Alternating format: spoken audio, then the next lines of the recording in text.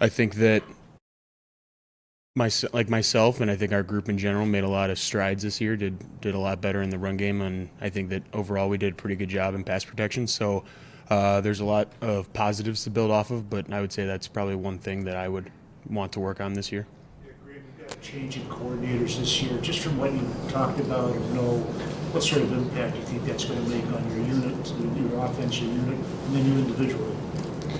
I mean, I really can't touch on that very much because I haven't really talked to him that much. I mean, we've maybe talked for about like 5 to 10 minutes, and I mean, as far as I can tell, he seems like a really good guy, really genuine person. And I think that we're going to have a good unit this fall. We all know that chemistry is so important to an offensive line success. Just, I guess, the challenges of TJ's absence and building chemistry with somebody new to your other children. I'm sorry, what was the question? Just what are the challenges of TJ, his departure and building chemistry with someone new on your shoulder? That's fair. Well, I mean, it happens, and I mean, last year it seemed to happen right in the middle of the year, just building chemistry with guys on the fly. And I think that if anything, this will be a little bit easier in the sense that you'll be able to be with that guy and maybe like that guy or a group of guy for 4 or 5 months before we go out there for our first game. So I think that will be good for our offensive line. You seem to have made a nice, or seem to be on a nice little rise as a player. I mean, starting from your rookie year to where you've gotten to now. How do you like? What do you like most about where you've gone? Where do you think you're headed still at this point in your career? All right. Well, I think that. I mean, I like it a lot. I think that it's particularly cool to look at it when you zoom out even farther to starting out as a walk-on in college and getting to where I'm at now. And I think that, I mean, it hasn't come without a lot of hard work. And truly, I think that if I want to get to where I want to be, it's still going to take a lot more hard work. So just coming in here every day and making sure that I improve is something that I'm really looking forward to, and just becoming a better player. Where is it that you want to be? I mean, it's every person's goal to be the best at their position, to be the best at whatever they do. I mean, I'm sure that you would like to be the best journalist that you could be. Am I correct? Sure. All right. So I would like to be the best center that I could be. Just do the best that I can. Is that easier now that you sort of have a position as your own? You know what you're playing going into the year, as opposed to playing some guard, some center, flipping a coin to see what you're going to do. Yeah. I mean, I think it just kind of. Yeah, I could say that. I mean, I think that it's just. I think that just the overall experience of playing and getting those starts and the snaps under my belt has kind of been something that has been particularly good for just my development as a player. You're taking on more of a leadership role as well, being more vocal. I mean, you're out here now. I think this is the first time you've been in front of us at a podium. How different is that for you now, just going into your third year, taking on more of a vocal leadership role? I mean, it's not that different. I think that I mean, how I'm maybe just in the fact that it's different because I'm talking to you guys a lot more, but I truly do think that I have always sort of been in the room and talking to the guys and making sure that we have things straight and just making sure that we could try and go out there and perform the best that we can. So it might just be a little bit different from what you guys are seeing, but I think that it's kind of the same. There's some pending, potential at least contract negotiations this summer. How will you approach that? I'm just going to leave that up to my agent and in the organization. I mean, I'm not too worried about it. I mean, there's a lot of football to be played, a lot of time to pass before I really even kind of get into that. I'm not. Is that any?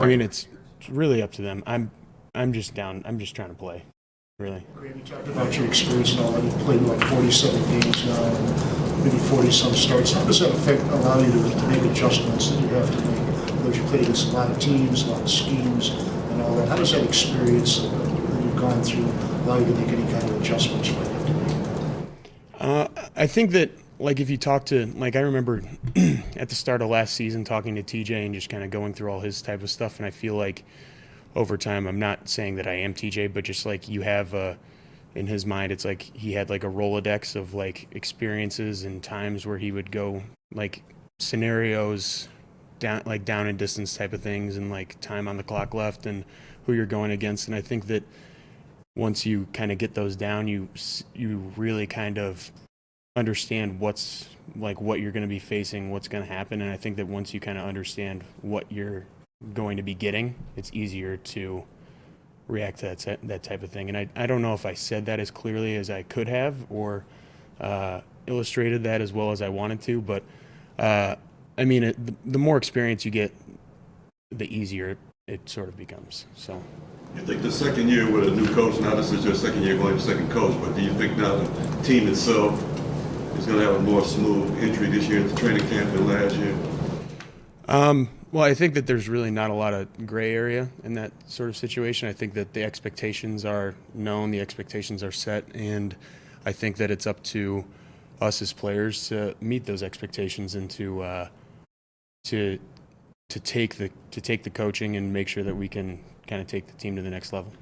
Matthew's obviously dealing with the situation with his wife right now. This is the time of year when you guys would be, coaches aren't allowed to work with you in terms of the offense. And so, a lot of times you'd be out on the field after your workouts doing things. Who is filling that void, I guess, in terms of leading some of those workouts for you right now? I mean, I think that a lot of guys have kind of taken that role upon themselves. I mean, it's hard to replace Matthew in the sense of, I mean, it's really hard to kind of touch upon this situation. It's a really tough time for him and his family, and him and Kelly are extremely tough people, and this is something that is bigger than football. So it's just something that I feel like we're all taking upon ourselves to make sure that we are getting the team better. I'm sorry, I guess I didn't mean, obviously replace his presence, but, is Connor Cook or somebody out there running drills with you guys on the side, outside of what you do formally at this time of year. Savage, one of those guys. I mean, at this point in time, you're really not even allowed to do much. Like, it's really not even, you really can't even really run drills at this point in time. So, I mean, it's kind of hard to tell. Maybe you should ask the next offensive player next week how that kind of works out. Are you a guy that pays attention to the draft at all? I mean, does it interest you at this point of year, the guys that going to be your new teammates? Do you take that in?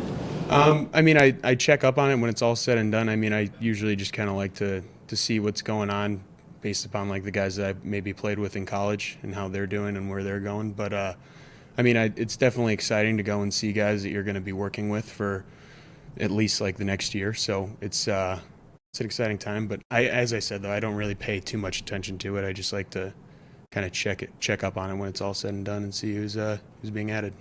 You more for Graham? I already told you guys I have a tea time. What time? That's immaterial. Does it exist? It does exist. It does exist. But. Graham, the team signed C.J. Anderson. Your impressions of blocking for a back like that, big physical style? I mean, as an offensive lineman, you love it. And there's as an offensive lineman, especially in the run game, it kind of comes down to moving a guy from point A to point B against his will. And I'm sure that that's probably one of the biggest cliches in the game. But when it comes to a big physical back and a guy that's going to impose his will on defenders and linebackers and safeties, that's just something that you love to see. One other thing. After, I know you said it's a difficult time, but when was the last time you saw him, you talked to him, just, communicated with him, I guess, about the whole situation? How was he doing? When like Kelly kind of posted about it on Instagram and you guys had picked it up and wrote about it, I sent him a text, and I recently talked to him about it, and he seems like he's doing well, and their family's really, I think their family is doing well. I mean, it's just it's a tough time for them, so I'm just trying not to, All right. Thanks, guys. Thank you, Graham. Thank you.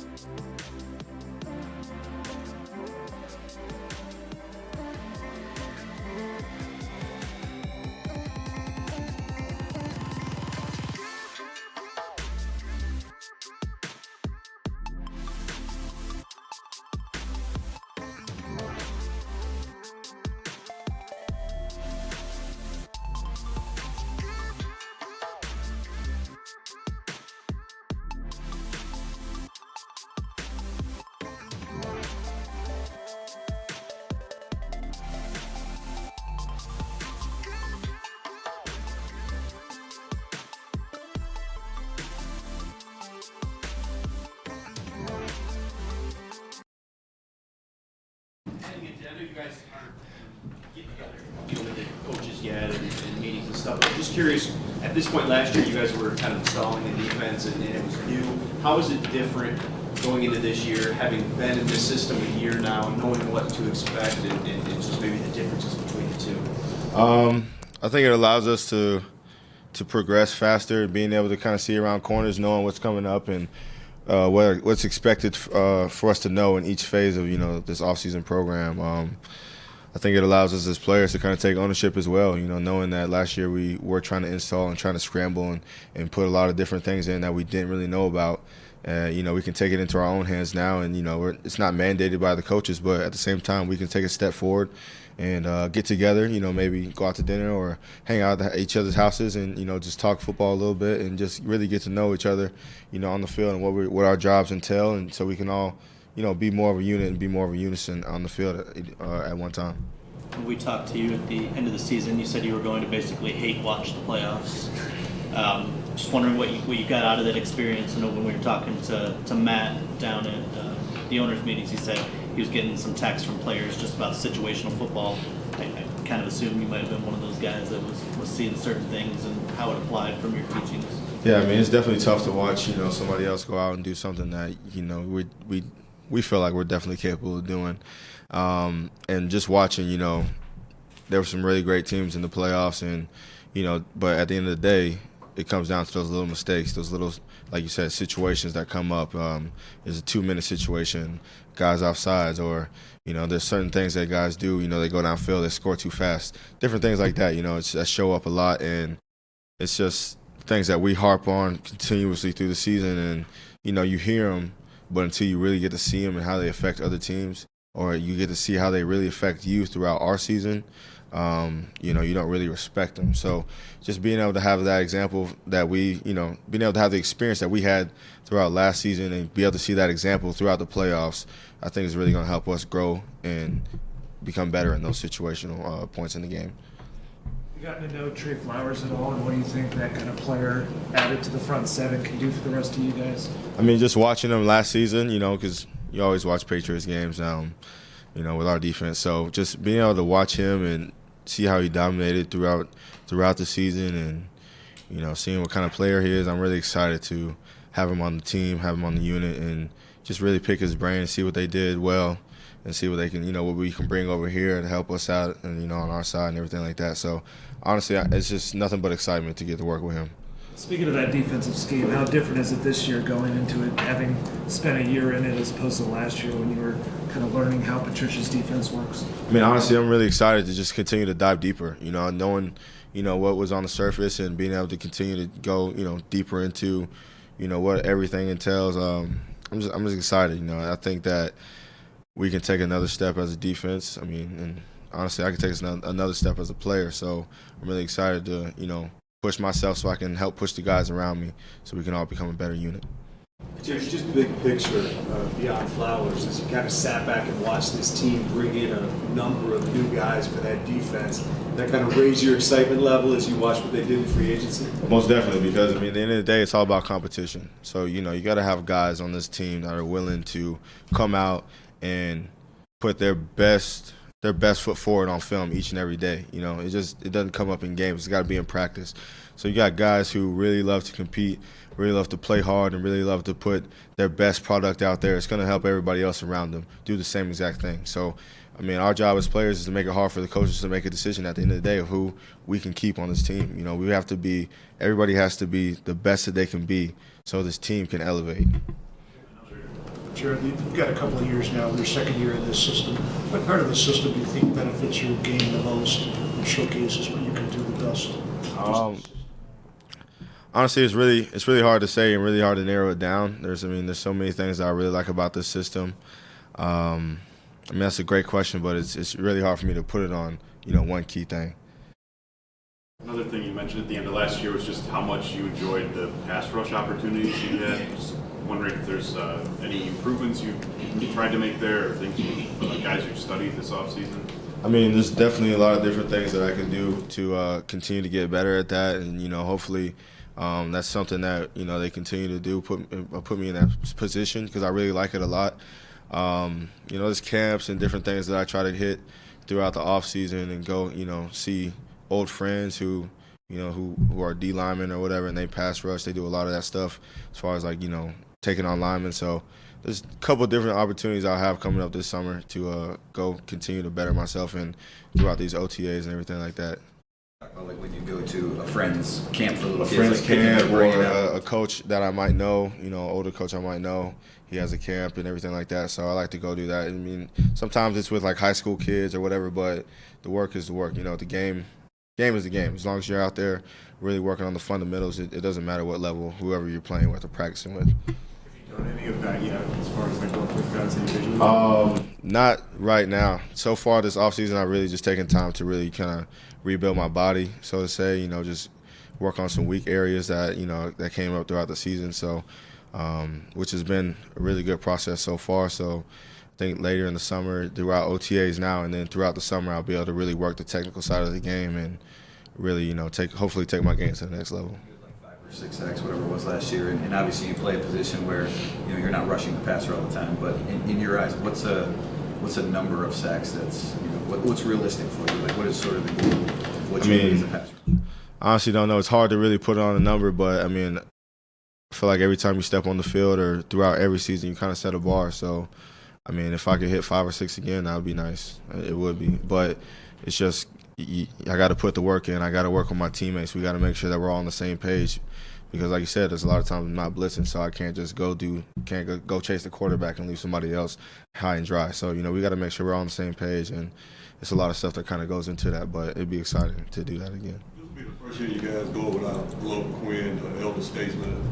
Who are the guys now on defense that you guys will be looking for as the elder statesmen on the team? I mean, a lot of guys in that defensive back room, they've been here for a while. They've been with GQ for a while, and they know what he brought to the table, and they're willing and ready to step up and kind of replace what we're going to miss from him. And it's going to take a lot from us in the linebacker room and the defensive line room. We all got to, come together and pull together and become one to make sure that we're all on the same page, because GQ, he helped he was the glue. He really helped us out a lot last year.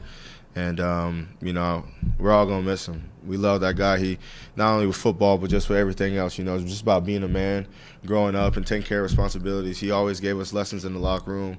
And that's somebody that we're definitely going to miss. And we definitely appreciated his time that he spent with us. Who's the glue now, especially with Stafford, dealing with what he's dealing with, not being here? How much of a leadership role do you take? What do you guys sort of do to overcome that loss at this time of year? I mean, honestly, it just comes down to making sure that, every day we come in, we work hard, and it's going to be different guys that are going to have to step up and say something to make sure that, hey, you see somebody doing the wrong thing, hey, correct them, just correct them.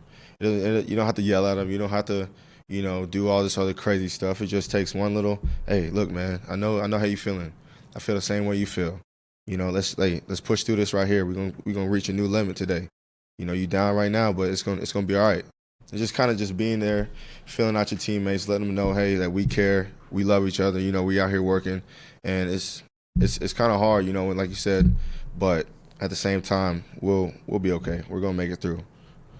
Last year's the playoffs, talking about that again, just the Super Bowl 13-3. Was it as boring for you as it was for everybody else, or is it a defensive player's dream?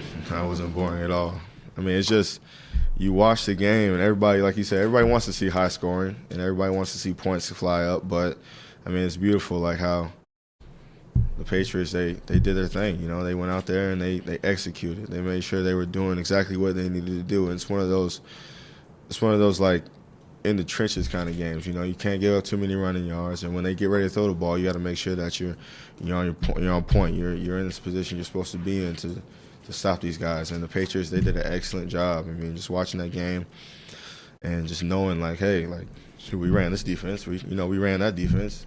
You can see it, just watching the game. And it's like, man, if we could have just executed a couple different times, as a team that we could have beat too. But you can't take, you got to tip your hat off to both of those teams for making it that far, and tip it off to the Patriots as well for going out and executing the game plan to the highest ability. Sounds almost like a blueprint for you guys, maybe in the postseason if you guys get there. I mean, you definitely have to look at them because they made it all the way and they won. They did exactly what every team in the NFL is trying to do. Like right now, we're here working.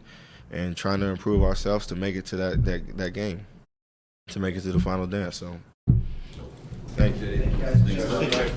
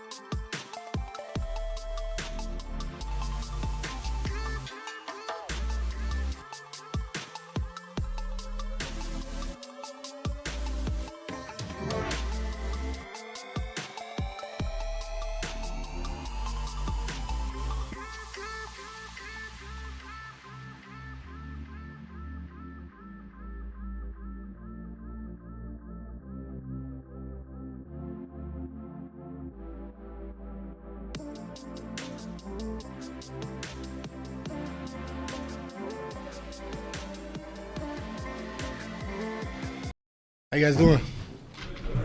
Good, real good. Hey, JD was just in here. He said that going into the second year of this system, players have kind of been able to take ownership of it now. Is that true? And just maybe what does that mean, kind of for you? I think it's definitely true. I'm excited just being in the second year of the defense, understanding it more, knowing, like what's expected of us as, as individuals and as a unit overall. And, it's just exciting to be able to, build upon that. But last year is last year, and we got to kind of have a clean slate as well. So I think, just knowing the defense is going to help us a ton to where, our starting point is going to be further ahead than it was a year ago. I saw your tweet about studying pass rushers this offseason. Just wondering the process there, how you get the tape, how much time you put into it, and maybe something you learned about somebody else's game that you feel like you could apply. Well, I'm a fan of football. I feel like it's something I've been a part of since I was a young kid. So I've always kind of watched film, and off season's a unique time of year to where I don't got to worry about a game plan and what's their favorite play, or like how are they going to block me on this. So it's a time where you can kind of take a step back and analyze not only your game but other players' games that you respect and like. And I kind of do that every off season, but having a further understanding of how I'm used and what's expected of me moving forward, I was able to kind of pinpoint guys that pass rush wise I likes game, and so it's fun to watch. And there's some great pass rushers and did some great things last year, and seeing what they did, and seeing what things fit with what I do and how I can add it to my game for this year coming up is something I'm excited about. Wondering from a player standpoint, like what's the first thing you look for when that comes out? I just always like to see what the first game is, just who we're starting this thing out with. So that's the first thing I look for. But beyond that, it doesn't really matter who we play or where. I kind of know everyone we're playing. They have that out already. So it's like kind of just getting an idea of when and where it'd be kind of cool. But week one is what kind of something you put at the top of your mind. Like, all right, and like that's something you got to prepare for. Mm-hmm. Any rivalries with this division? I know you're coming from the NFC East, but the NFC, what division you're in now, any rivalries or anything that you can see from before to now that in this division you've got to do X or you got to do Y or something like that, or is it just football? I think there's some really good teams in our division and some really good quarterbacks. So speaking defensively, our division poses a great challenge for us, I think, in that behalf, and it makes it exciting. I feel like week in, week out, is a big challenge for us, but that's good. I think that's going to breed success and really push us to take the next step and compete at a high level. Yeah. What was your vision kind of that defensive line when you saw that they signed Trey Flowers and added him to the mix? I mentioned last year I used to watch New England film a lot, so like I that's how I kind of knew the defense and stuff. But I'm familiar with some of their players just because I used to watch it so much. So as soon as we signed him, I thought it was a great signing and really respect his game and what he's done and his versatility and how he impacts the game in a multitude of ways. I think it's great. So I'm excited to be getting a chance to meet him now and be around him and all of that and just push forward from here. Having pass rushers, is he a guy who can kind of help you with that now that you're in the same room, same building with him?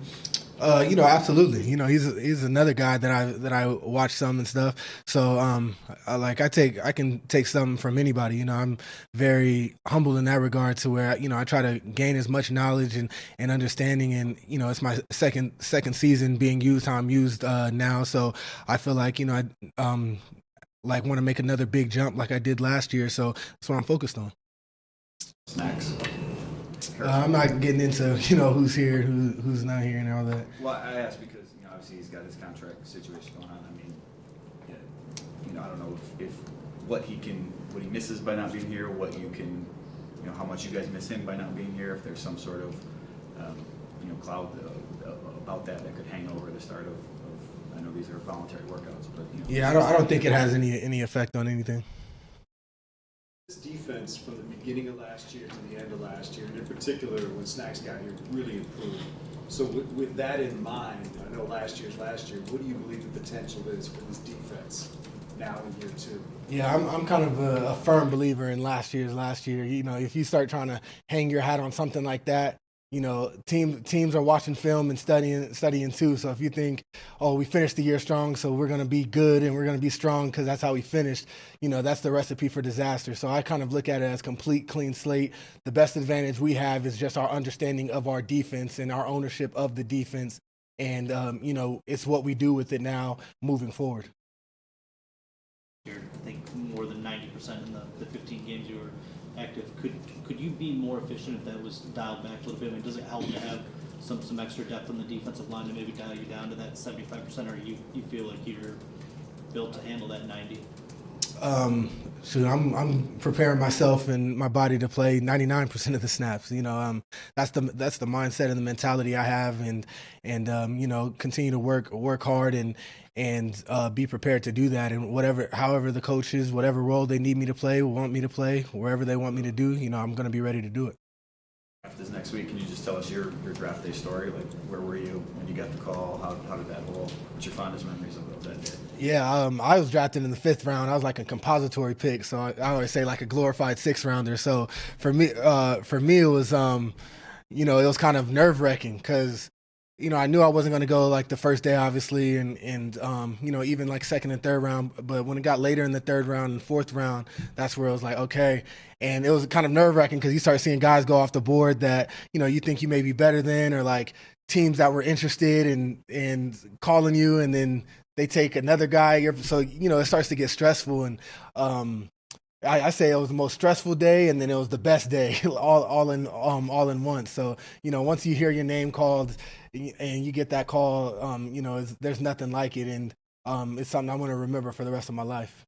In your shoes, who are day 3 draft picks, what's the key to making a successful career out of it? Because you've obviously beat the odds, and a lot of guys don't make it past 2 or 3 years. Right. I would definitely say, like, learn the playbook early on, and like that helped me my first year. I feel like I'm an intelligent player, and if you don't know what you're doing, like, the game's going to be moving too fast as a rookie and as a late round guy. So I think I earned my teammates and the coaches' respect because I came in as a rookie and I dove into the playbook right away, and I was out there, and I didn't do everything perfect, but I knew where to line up. I knew how to play certain things and was doing things the right way, and that gave me a huge headway to end up starting as a rookie, even though I was a late round draft pick. You do anything interesting in the offseason? What's that? Did you do anything interesting, different in the offseason? Not too much. I have an 8-month-old daughter, so during season, I didn't spend a whole lot of time, as much time with her as I would want to. You know, we're busy, and my fiance was a champ, and she was I didn't have to wake up too much in the middle of the night.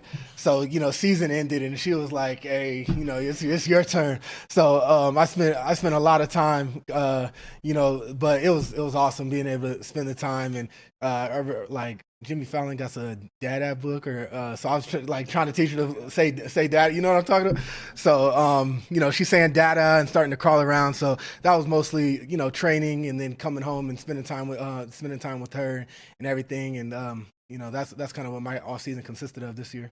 What's her name? Cameron. C-A-M? R-Y-N. Oh, okay. Yeah, Cameron. More question? Thank you. Thanks, guys.